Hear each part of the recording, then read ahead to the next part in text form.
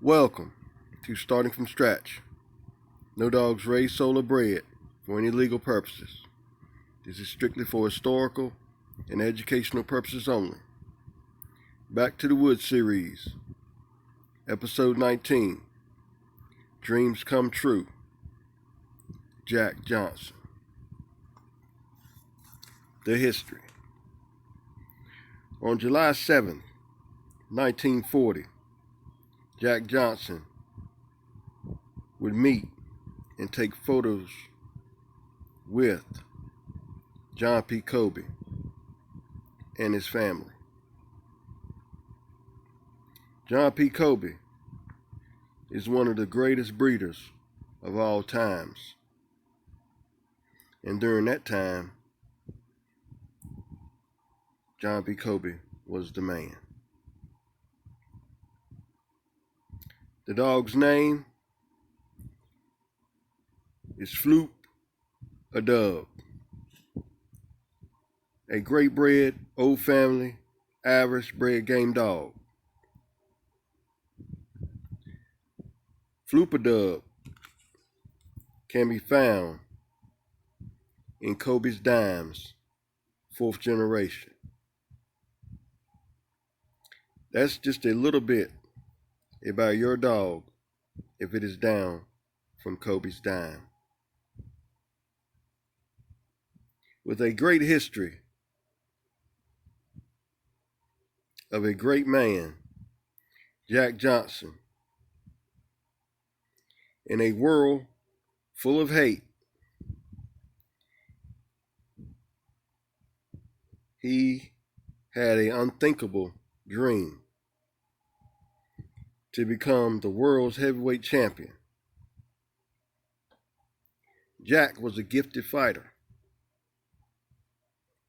and in 1908, Jack became the first African American heavyweight champion in the history by knocking out Tommy Burns. Here it is, starting from scratch.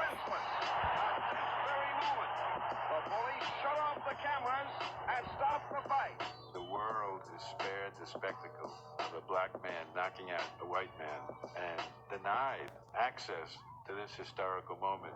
The end of the white man's domination of the heavyweight championship. After a decade and a half long career, Jack had fulfilled his dream. And so began the torment of all white supremacists. A Negro who had worldwide fame, wealth, tailored suits, automobiles, and now the most prized possession in all of sports. And what irked the moral purists more than anything was how he openly consorted with and married white women. But whatever whites thought of him meant nothing to Jack. In fact, Johnson seemed to ensure he was hated rather than loved. No one told Johnson what to do. He lived as a free man.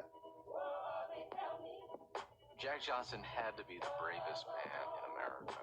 I'm amazed at what he did publicly that many would not dare to do privately. With the victory, Johnson became bolder than ever, flaunting his title and his women. The white man's burden had become the white man's master. He loved crossing the color line. He loved doing outrageous things.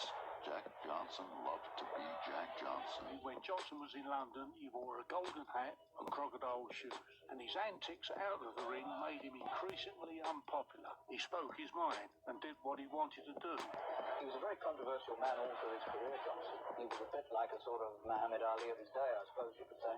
Jack Johnson, he's bad. He had to be a bad black man. He put on pretty white neckties and pretty white, and had white women. You know that nigga was old. The public did not want a black man to be the heavyweight champion of the world. A white man must be heavyweight champion. We can't stand the idea of a black being heavyweight champion. Almost immediately, the call went out for a great white hope. White society began to call out for Jim Jeffries to come back to the ring and return the belt to the rightful ethnic group. And so Jeffries became boxing's first great white hope. The fight sparked national interest.